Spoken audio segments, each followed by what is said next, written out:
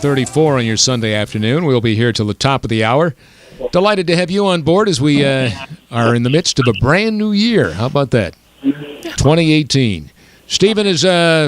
Steve, I hear him in the background. Got family coming into town, so he's not in the studio, but joins us here. And Trey and Calvin also along.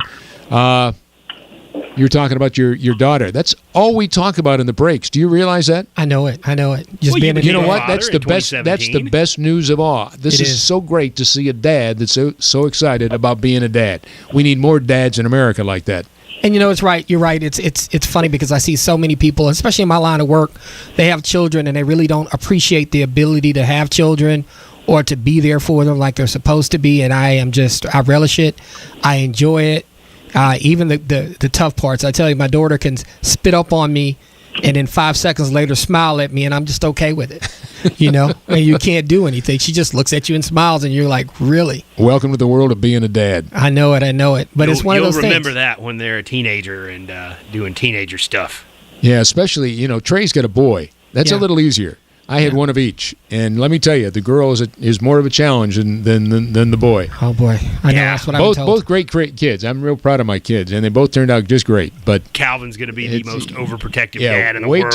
Wait till somebody knocks at the door when she's 14, 15, 16 years old, and you go, "What is your name, sir?"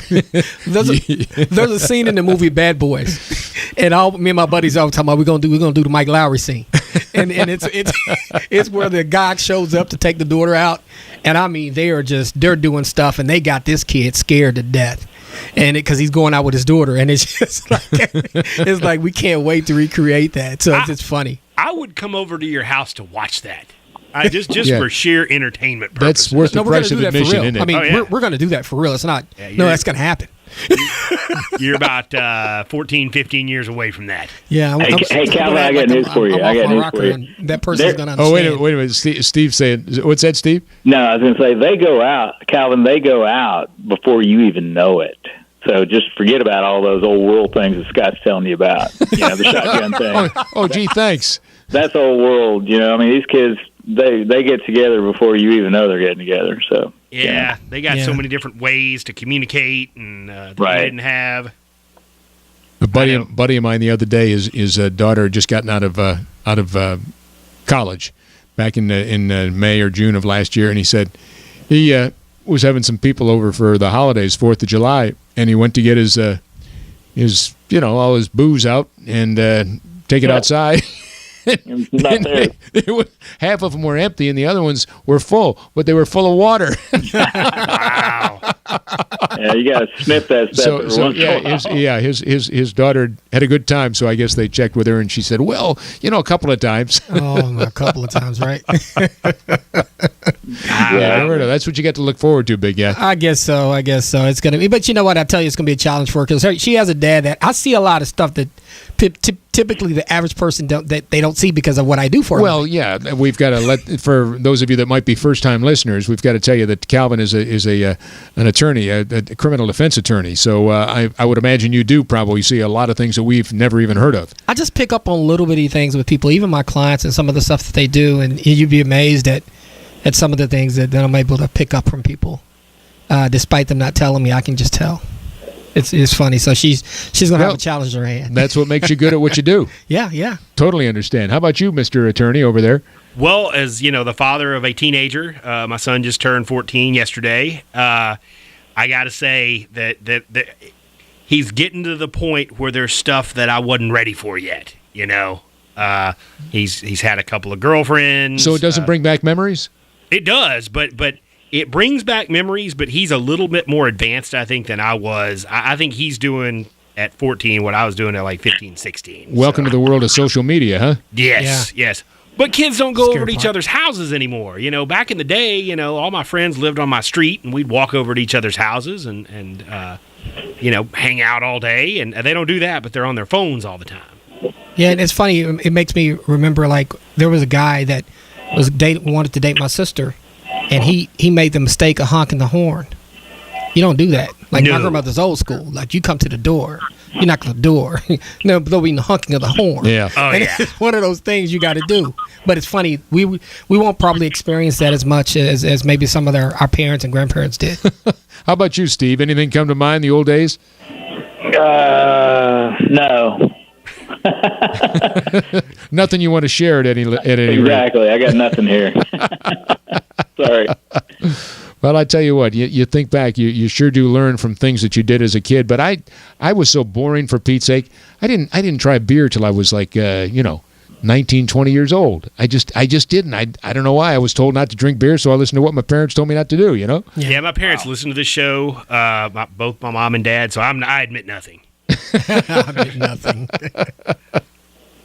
Well, I tell you what, it's a whole different world today when you see what's going on and you just pop up on Facebook or Instagram or wherever it might be. And I tell you, some of these people are light years ahead of some of the things. I have to ask, now, if I push this button, if I get this button, what if I do anything? Exactly. I don't want the whole world to be, I'm posting this, or who's going to get this, It's crazy. The stuff that our parents would try to hide from us now that social media and these computers are just so advanced, and you can just push a button and everything that they tried to keep away from you is up on the screen all at once, just a click of the button. Oh, yeah. Yeah. It's everywhere. And the really bad stuff, one Google search, and every kind of inappropriate image that you could imagine is coming up. Let me ask all three of you this. Understand. Yeah, no, I understand. Steve, are you there? I am. Yes. Okay, tell us the name of your book. Winning the Marriage Gamble. All right, so I want to play off of that Winning the Marriage Gamble and ask you this. If you were given the opportunity today, you've got the stage right here to share some information. You've got a son, you've got a daughter, you got your son just showed up on his way to D.C. here this afternoon. What is the most important thing as a dad that you think it is important to ingrain in your children, whether they're 2 years old, 5 years old, 10 years old, 15 years old, as they go off to the world on their own? One or two things that you think are key to being the ultimate parent and making sure this is something I ingrain in my children, and it better be a part of what they do for the rest of their life. Oh, I think that's pretty easy. I think, and so the word respect. Everybody thinks, well, you got to, you should show me respect. No, your actions. Your actions will either cause people to respect you, to gain respect towards you, or to lose respect for you. So everything you do should be designed to have people know that, I guess, for people to their level of respect for you to rise. So everything you do, every contact you have with people should be a good contact and good behavior, that kind of thing. So, because you want people to respect you, but you have to earn that respect. So I think that's what I've instilled, I think, in my children, or tried to anyway, and I think it's worked because they're pretty good kids. How many kids do you have?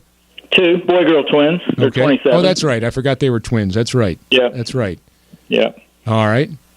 Trey, you want to jump on board? I think respect is also very important. My son has gone to school with everybody. He's gone to the same school since kindergarten. So he's grown up. We've grown up with all the same kids. All the parents know each other.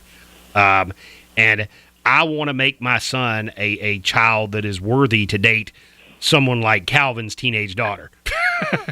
I want to make my son somebody that when they show up at the door, they're not, get out of here or cleaning the gun or whatever. Yeah. They know that he's going to be a respectful, good, decent young man. And, it's one of those things where you got to put some of those old school values in them.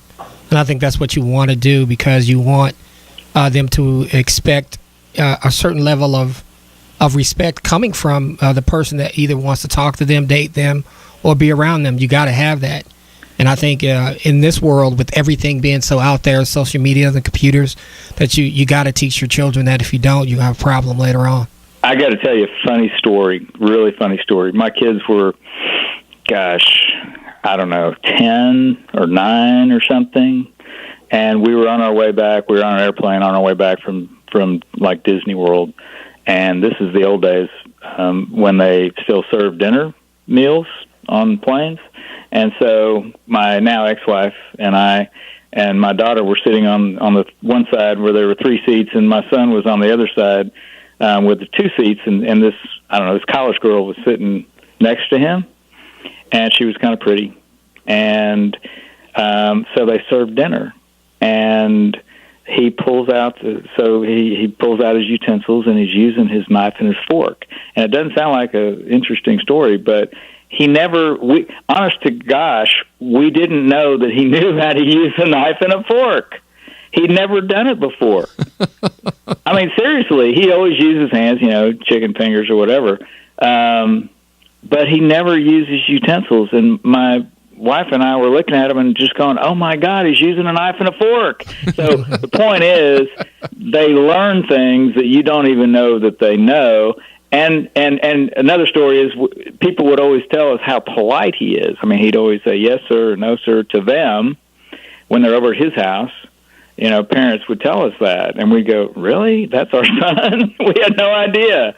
So kids act differently when they're out of the house than when they are in the house. But I guess what that means is they do learn things. So, Calvin, keep that in mind. You're a reflection on your family. Yeah. Yeah. Great story. Yeah, great story.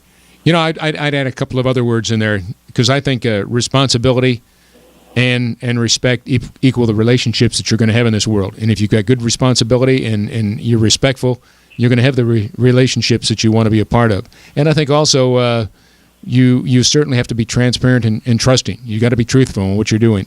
And I heard somebody say the other day, the number one thing that America needs to do and have as their New Year's resolution is eye-to-eye contact. We've lost it. Yeah. We've lost it. You pick up an iPhone, you go to Facebook, you go to Instagram, you go to whatever it might be. It's not there. Eye-to-eye contact needs to come back into our world. You're right. And I couldn't agree more. Well, that's when you have conversations with people. When you have eye-to-eye contact, when you have conversations with people, we're not doing that anymore. We're not. Emailing and all that stuff. Well, it's because we're focused on the machine in front of us. Technology has taken over the relationships that we have had in the past, and you build that respect. You see that transparency. You know that trust. You know that truth. You know the kindness, and I mean that's it. That's what you eye to eye. Yeah. Yeah. How many times did your parents say, "Look me in the eye"? Yeah. Shake, firm handshake. Look them in the eyes. That's right. And just be polite. It's funny. I remember when I went to college, and I think I've told y'all the story where I ended up meeting the president of the university because when I worked at a grocery store, I always carried his wife's bags to her car when I worked at a grocery store in college for a short period. But I was always nice and polite, and she eventually ended up introduced me into him, and then and conversely, he ended up getting my car fixed because I was waiting on my grandmother to send the money for me to get my car fixed, and I was late to chapel, and he said, your wife told my wife told me you're a great guy, you seem very respectful. He said, look, take my keys, you know where my house is, and he said, go use my van and send your car to Buddy's. And it was because I carried myself with respect that he did that for me. I would have my car fixed in a day or two, but he said, no, you can take it now, don't worry about it. And it's one of those things where being respectful will take you a long way. And we have to teach our children that. Absolutely. Totally agree. This was in Brownwood. This is a small town. Brownwood, small town. Yeah. And, when you go to the small towns, it's funny, like how many city guys can go to a small town and be able to make it? It's a difference. It's a different way of life. Things typically are a little slower. But my grandmother raised me the old style East Texas way. You got to have manners. You got to say yes, ma'am, no, ma'am. You got to do those little things that we all talk about. And if you do that, it takes you a long way in life. Yeah, there's a lot to be said for growing up in a small town. I kid around that I grew up in a station or in a town where I had a gas station and a barbershop. That's all we had. We had to go to the next town to get food. But you know what? As I look back, it was the greatest thing that ever happened to me because you realize and you understand what the real values in life really should be, and you understand those key relationships. The name of the program is Relationship Roundtable. We're delighted to have you on board. Steve, Trey, Calvin, and Scott, and we're back with some final thoughts right after this. Having a tough time all of a sudden?